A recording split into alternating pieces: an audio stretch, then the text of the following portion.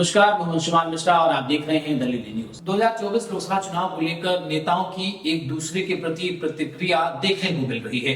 प्रधानमंत्री मोदी ने शनिवार को सहारनपुर में एक विशाल जनसभा को संबोधित किया। अपने 37 मिनट के संबोधन में प्रधानमंत्री ने राहुल गांधी और अखिलेश यादव पर जमकर निशाना साधा।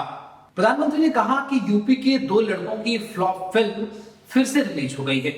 मुझे समझ नहीं आता कि इंडिया गठबंधन के लोग एक ही काट की हांडी को कितनी बार चढ़ाएंगे। उन्होंने कहा कि भाजपा राजनीति नहीं राष्ट्रनीति पर चलती है।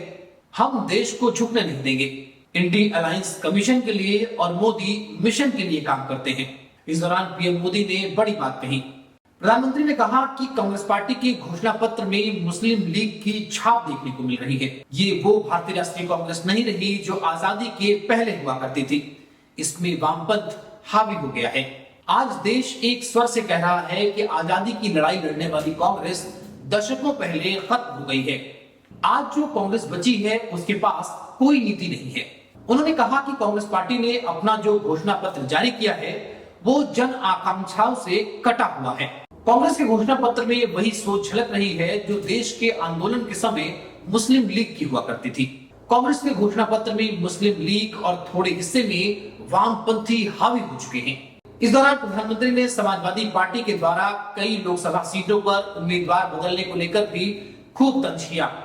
उन्होंने कहा कि यूपी में एक पार्टी है जिसे रोज प्रत्याशी बदलने पड़ रहे हैं। वहीं उन्होंने कांग्रेस के लिए कहा कि कांग्रेस की स्थिति विचित्र हो गई है। प्रधानमंत्री ने रायबरेली और अमेठी सीट का बिना नाम लिए कहा कि कांग्रेस जिसे अपना गढ़ मानती थी वहां भी उसे चुनाव लड़ाने के लिए प्रत्याशी नहीं मिल रहे हैं और न ही कांग्रेस की हिम्मत बढ़ रही है। इस दौरान प्रधानमंत्री ने एक और बात कही। उन्होंने कहा कि कांग्रेस और इंडी गठबंधन का मकसद केवल कमीशन लेना है।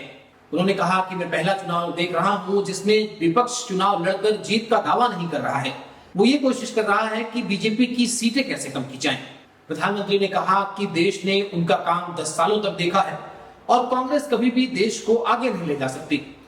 आपको बता दें कि प्रधानमंत्री ने अपने संबोधन में कांग्रेस और समाजवादी पार्टी समेत इंडी गठबंधन को जमकर खरी खोटी सुनाई।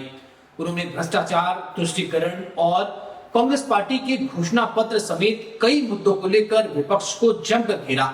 अब ये देखना दिलचस्प हो जाता है कि इस भाषण की क्रिया और प्रतिक्रिया क्या आती है। कैमरामैन अविनाश के साथ अंशुमान, न्यूज, लखनऊ।